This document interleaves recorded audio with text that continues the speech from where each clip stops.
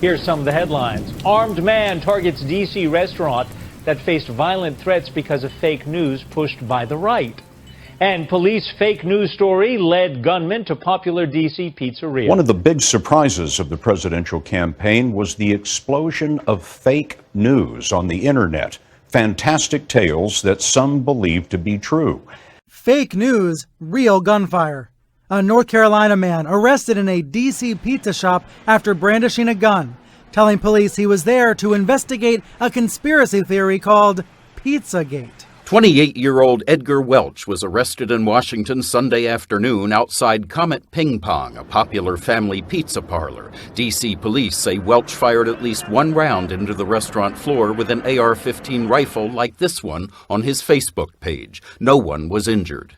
Police say Welch drove all the way from North Carolina to self-investigate Pizzagate, a fictitious online conspiracy theory. Pizzagate started on the internet shortly before Election Day, when right-wing sites that make up fake news spread rumors that Hillary Clinton was involved in a child sex trafficking ring in D.C.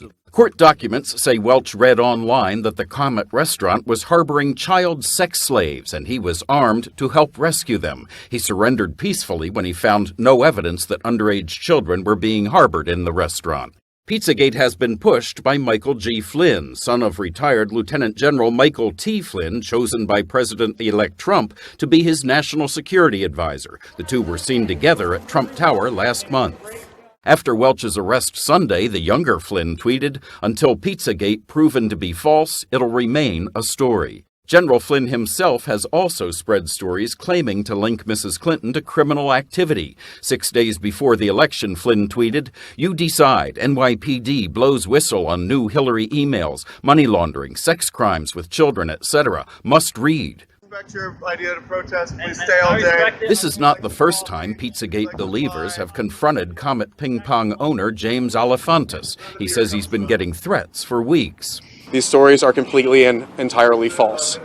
What happened today demonstrates that promoting false and reckless conspiracy theories do come with consequences. This was a terrifying experience for my children. Sharif Simley was at Comet Ping Pong with his wife and 3 children when Welch walked in. This is nothing but, terrorism, and it should be condemned as such.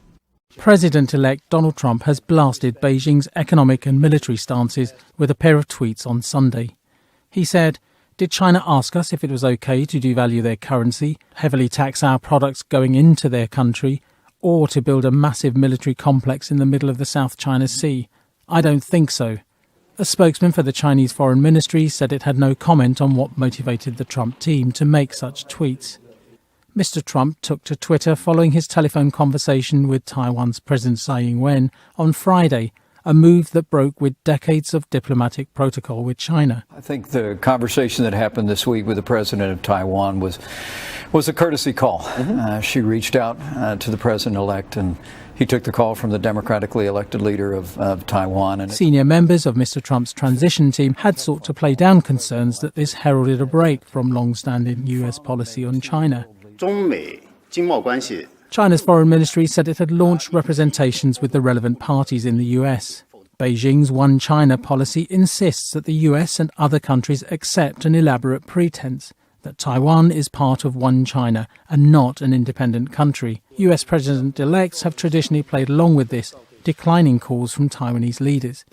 Mr. Liu said China would definitely make clear our own position and attitude towards the parts of their policies that concern China. He added that the Taiwan issue has always been the most important and sensitive one in China-US relations, and that the One China policy is an important political precondition of healthy and stable China-US relations. Speaking of breaking news, we do have a Fox News alert. We're learning China has flown a pair of long-range nuclear-capable bombers around Taiwan for the very first time. And it happened less than a week before President-elect Trump took that congratulatory phone call, as has been described, from Taiwan's leader. Lucas Tomlinson is live at the Pentagon. He's part of the team breaking this story. Lucas, what do we know about this so far? Well, Jenna, we know that the flight took place less than a week before President-elect Donald Trump spoke to the Taiwanese president. A pair of Chinese nuclear-capable H-6 bombers flew from a base in mainland China, escorted by 2 other planes. They were doing surveillance conducted a flight around the island of Taiwan, as you said, for the first time, and it drew a response from the Japanese Air Force, who scrambled 8 F-15 fighter jets to take a look at this unprecedented Chinese flight. And some would say aggression, although one U.S. expert that we spoke to was not surprised at all. China has steadily built up a massive military capability in the area around Taiwan. This isn't simply a matter of flying bombers. Understand that technically we can't object to flying bombers near Taiwan if we are flying combat aircraft and reconnaissance aircraft near China. In one of President Donald Trump's first actions in office, the private files outlining hidden agreements in the Iran nuclear deal may be released.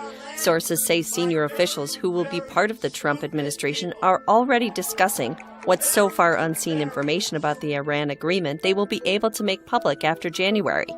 The release of these documents echo President Obama's early decision to release the legal justification approving the CIA's interrogation program during President George W. Bush's tenure, in the sense that the incoming administration wants to release potentially embarrassing documents in hopes of turning the page on the last administration's actions.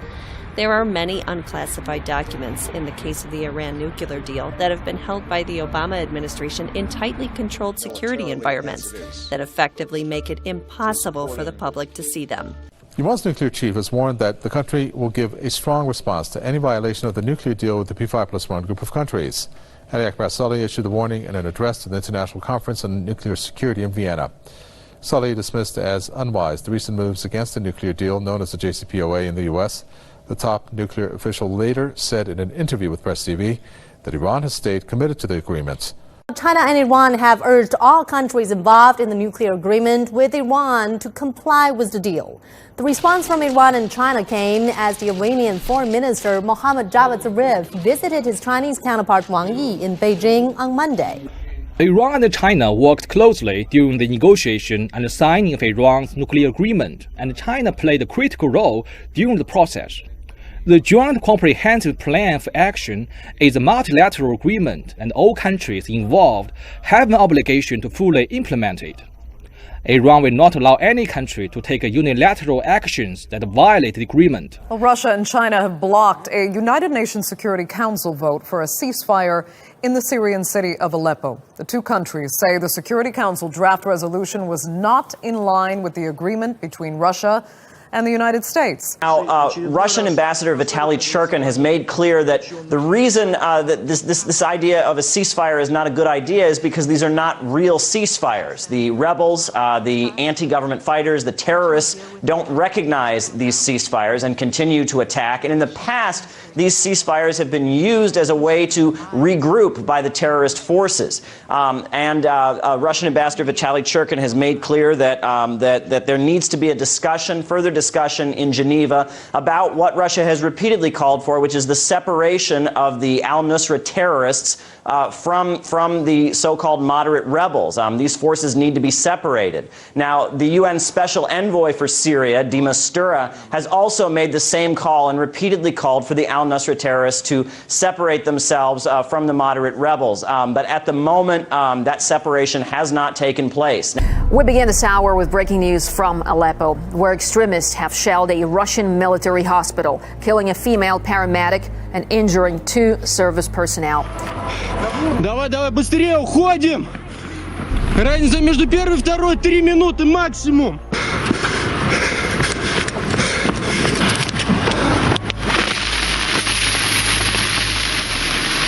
Without any doubt, the shelling was carried out by militants from the opposition. We understand where they got the exact coordinates of a specific Russian hospital from the moment it started working. This means the responsibility for the deaths and injuries of our paramedics who were helping the children of Aleppo lies not only with the militants. The blood of our service personnel is also on the hands of those who created, fostered and armed these animals. Identifying the moderates has been the biggest problem the United States has had so far.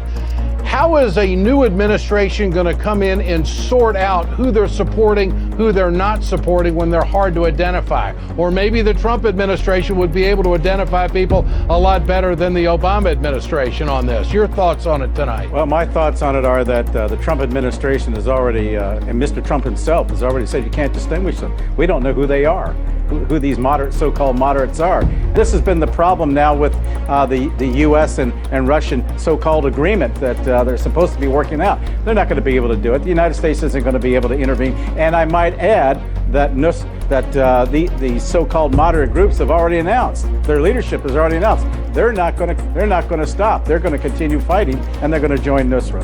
So these alliances, allegiance to one another, very fragile. If the United States were to throw more arms into it, they don't know who's getting them, number one.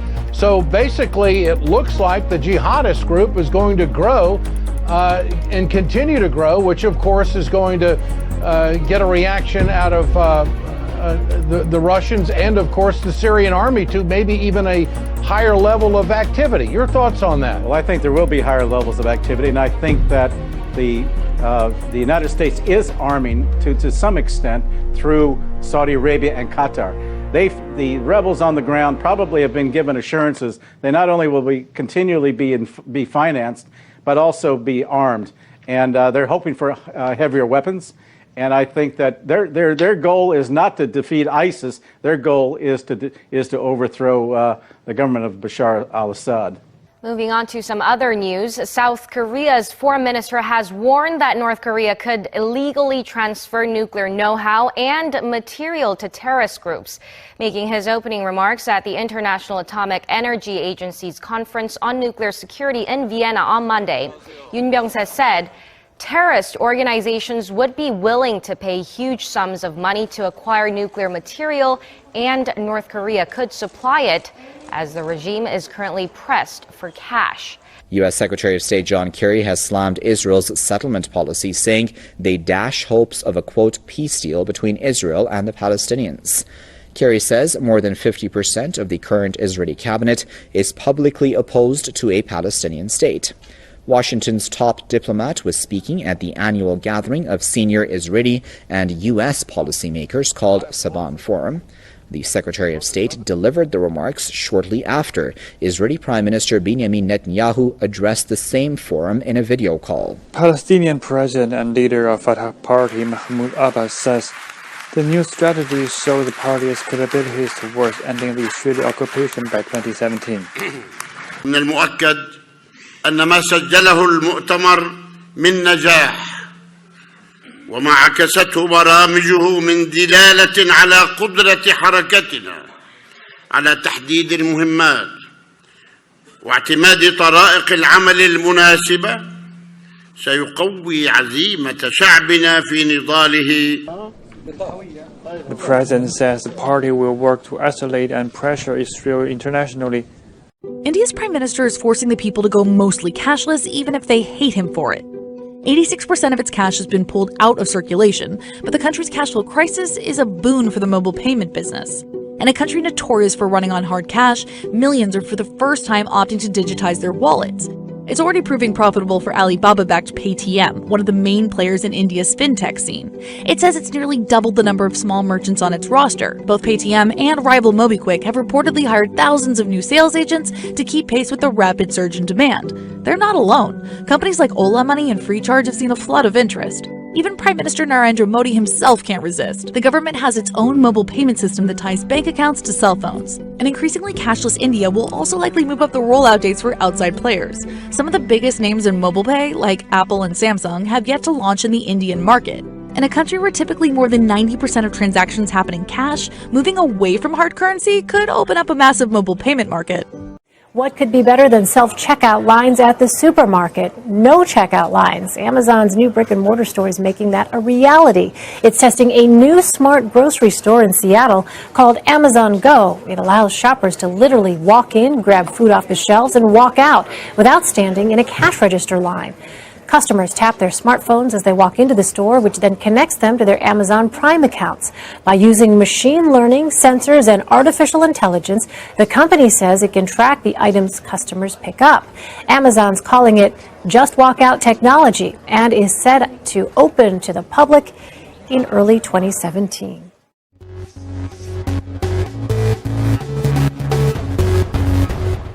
Identification in a digital world is crucial. From voting to healthcare to online biometrics, ensure the security of those transactions and ensure a fast, frictionless customer experience as well. How did biometrics come about? It really wasn't called biometrics. It was called fingerprinting, understanding that your fingerprints were a unique identifier to ensure that you were you. There's iris image, face, voice. Some people are working on gait biometrics in terms of how you walk. Thank you. You have been identified. Innovations about bringing people what they didn't know they want. Aviation and travel where there's all these bottlenecks and lines. Sports stadiums where you're seeing the same thing. Healthcare where somebody wants to know that you are you and all the things associated with your healthcare. When you're taking out a credit card and payment.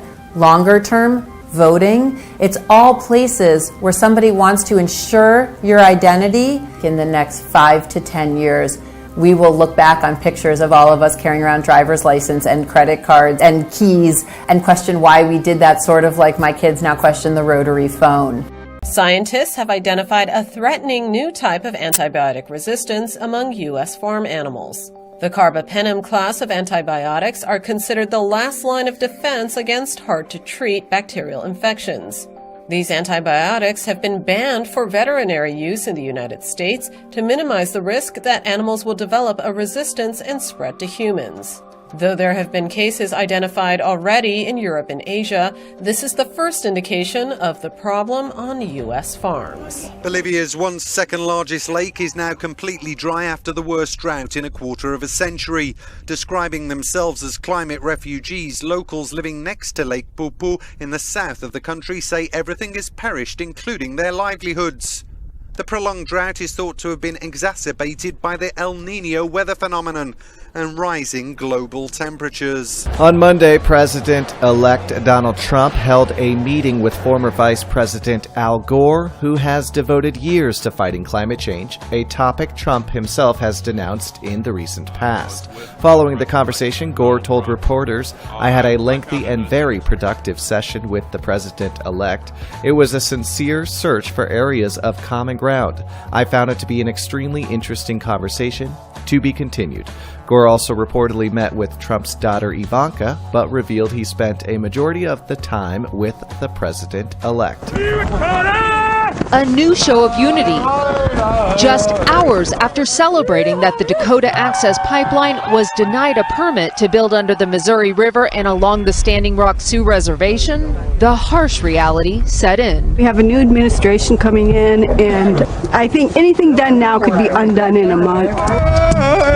Thousands marched in blizzard conditions today as the company building the pipeline responded defiantly, saying it is fully committed to ensuring this vital project is brought to completion without any additional rerouting. President-elect Trump's team today reiterated their support for the project. At one point, Trump himself owned shares in the company building the pipeline. His spokesperson tells NBC News he has sold those shares. Despite the politics at play, people are still arriving to support the cause. We're not going anywhere. No one's going anywhere. Guys, is everything okay? Is there anything I can get for you? At this Cheddar's restaurant, you're welcome. A slow New Year's Eve brought Heather Shellstetter a fortune. There on someone's bill, a 370% tip. But notice those words on the left. The story behind them left this waitress in tears. That she made a difference. She made me realize that people are still out there that do care. And thank you, because I didn't get to thank her. That stranger sat right here with two kids. As they scanned menus, Shellstetter began chatting, learning her customer was a criminal psychologist struggling with grief and challenging days ahead. She was going to interview people that, come back from the war and with, PTSD. And so they come back and she said that it's really hard for her to do that because her brother was killed over in a war. We got to talking about my grandmother. 85-year-old Elaine Hacker was Shellstetter's grandma. She died just before Thanksgiving.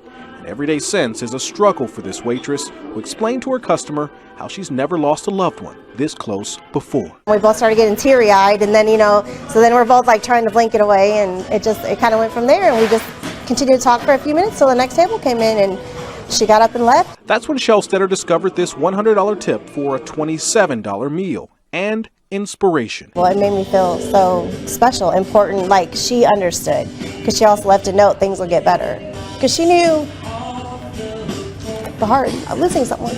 And that heart helped at least one waitress have an amazing new year.